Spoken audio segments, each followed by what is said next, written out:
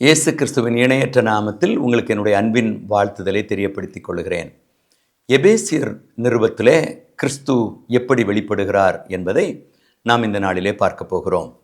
பவுல் எபேசியர் சபைக்கு எழுதும்போது இந்த நிருபத்தை ஒரு ஊழியத்தினுடைய ஒரு சபையினுடைய நிருபமாக எழுதுகிறதை நாம் பார்க்கிறோம். இந்த எபேசியர் நிருபத்தை நாம் வாசிக்கும்போது தேவனுக்கும் மனிதனுக்கும் இடையிலான இணைப்பு, இந்த ஒப்புரவான வாழ்க்கை, இந்த வாழ்க்கை சபையிலே கொண்டு எப்படி நிறுத்துகிறது என்ற எல்லா காரியங்களையும் சொல்லிவிட்டு இயேசுவை சபைக்கு தலையாக அவர் காட்டுகிறார். இயேசு சபையின் தலை.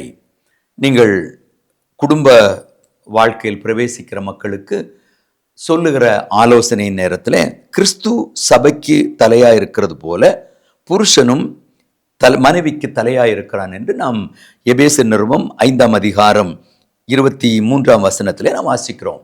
கிறிஸ்து சபையினுடைய தலையாக இருக்கிறார்.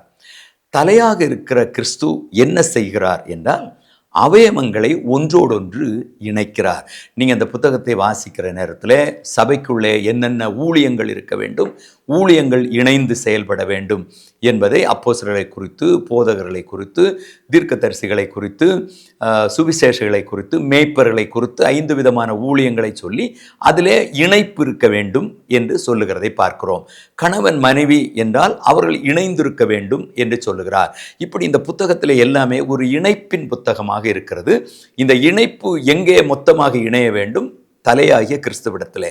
தலையாகிய கிறிஸ்துவிடத்திலே இருக்கிற நாம் எப்படி தலையும் உடலும் ஒன்றாய் இருக்கிறதோ அதுபோல சரீரத்தின் அவயவங்கள் எல்லாம் ஒன்றுபட வேண்டும் என்பதை அவர் உணர்த்துகிறதை பார்க்கிறோம். தலை இல்லாவிட்டால் உடலால் ஒன்றும் செய்ய முடியாது. அதே வேளையிலே உடலிலே இருக்கிற எல்லா அவயவங்களும் ஒன்று சேர்ந்தால் ஒழிய ஒரு காரியத்தை சரியாக நடப்பிக்க முடியாது. இந்த பெரிய உபதேசத்தை பவுல் இந்த எபேசியர் சபைக்கு அவர் எழுதுகிறார். எதற்காக என்றால் சபையானது பக்தி விருத்தி அடைய வேண்டும், ஜனங்கள் ஆசீர்வதிக்கப்பட வேண்டும். ஆகவே கிறிஸ்துவை சபையின் தலையாக இந்த புத்தகம் நமக்கு வெளிப்படுத்துகிறது. இதில் பல இணைப்புகளை நாம் பார்க்கிறோம். சரீரம் எல்லாம் ஒன்றாக இருக்க வேண்டும். பல அவயவங்கள் வித்தியாசமான வேலைகளை செய்தாலும் அவைகளெல்லாம் ஒன்றாக சேர்ந்து கிரியை செய்ய வேண்டும். கண் வேண்டாம் என்று கால் சொல்ல முடியாது, கால் வேண்டாம் என்று கை சொல்ல முடியாது, எல்லாம் ஒன்றாக இருக்க வேண்டும். இந்த ஐக்கியத்தை, ஒப்புரவாகுதலை இந்த வசனம், இந்த வார்த்தைகள், இந்த புத்தகம் நமக்கு எடுத்து சொல்லுகிறது. 4 காரியங்களை அவர் இணைத்ததாக நாம் வாசிக்கிறோம். எல்லாவற்றையும் நான் விளக்க நேரமில்லை. ஒன்று, சிருஷ்டியை கர்த்தரோடு, தேவனோடு அவர் இணைத்து காட்டுகிறார். நாம் தேவனோடு இணைய வேண்டும் என்பது முதலாவது இணைப்பு. தலையும் சரீரமும் எப்படி ஒன்றாய் இருக்கிறதோ அதுபோல தேவனும் மக்களும் ஒன்றிணைய வேண்டும் என்பது முதலாவது இணைத்தல். 2வது, மக்களை சபையோடு ஒன்றிணைக்க வேண்டும் என்பது 2வது உபதேசம்.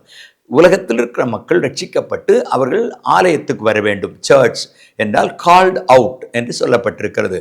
அவர்கள் சபை என்பது உலகத்திலிருந்து வேறு பிரிக்கப்பட்டு அழைக்கப்பட்டவர்கள். அவர் எங்கே சேரணும்?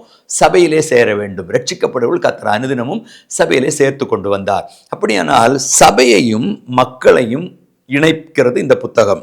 அடுத்தது, விசுவாசிகளை ஒருவரோடு ஒருவர் ஒப்புரவாகி இணைந்து வாழ வேண்டும் என்று சொல்லுகிறது இந்த புத்தகம். எல்லாவற்றுக்குமே உதாரணம் என்னன்னா தலையும் உடலும் ஒன்றா இருக்கணும். தலை ஆகிய கிறிஸ்து, உடலாகிய சபை. இப்போ கடைசியாக விசுவாசிகளை, இப்படி இணைந்திருக்கிற எல்லா மக்களையும் ஆண்டவர் என்ன செய்கிறார் என்றால் விசுவாசிகளை ஆசீர்வாதங்களோடு இணைக்கிறார். நீ தேவனுடைய பிள்ளையாயிருந்தால் உன்னை கர்த்தர் ஆசீர்வதிப்பார். எபேசிய சபை தேவ பிள்ளைகளை சபையோடு இணைக்கிறது, தேவனோடு இணைக்கிறது, ஒன்றோடொன்று இணைக்கிறது. அவை இணைக்கப்படுவதனாலே அவர்கள் எல்லா ஆசீர்வாதங்களினாலும் நிரப்பப்படுகிறார்கள். ஆசீர்வாதத்தோடு மக்களை இணைக்கிறார். இந்த இணைப்புக்கு எல்லாவற்றுக்கும் காரணம் தலையாகிய கிறிஸ்து. ஆகவே எபேசியர் நிருபம் தலையாகிய கிறிஸ்துவை வெளிப்படுத்துகிறது. இயேசுவை சபையின் தலையாக இந்த புத்தகம் காட்டுகிறது. சபை எப்படி தலையோடு இணைந்திருக்க வேண்டுமோ அதுபோல இணைந்திருக்க வேண்டியவைகள் இணைந்திருக்குமானால், விசுவாசிகள் ஒன்றோடு இணைந்து கர்த்தரோடு இசைந்திருப்பார்கள் என்று சொன்னால், மக்கள் தேவனோடு இசைந்திருப்பார்கள் என்று சொன்னால், விசுவாசிகளை ஆசீர்வாதங்களோடு கர்த்தர் இணைக்கிறார். ஆசீர்வாதங்களை கர்த்தர் கொடுக்கிறார். இந்த இணைப்பை கர்த்தர் நமக்கு கட்டளையிடுவாராக. இயேசுவை எப்போதும் தலையாக ஏற்றுக்கொள்வோம். அவர்தான் நம்முடைய தலை, அவர்தான் நம்முடைய தலைவர். எனது தலைவன் இயேசுராஜன் என்று பாடுகிறோம். அந்த தலைவனை தலையாக ஏற்றுக்கொள்வோம். எல்லா ஆசீர்வாதங்களினால் நிரப்பப்படுவோம். கர்த்தர் நம்மை ஆசீர்வதிப்பாராக. ஆமென்.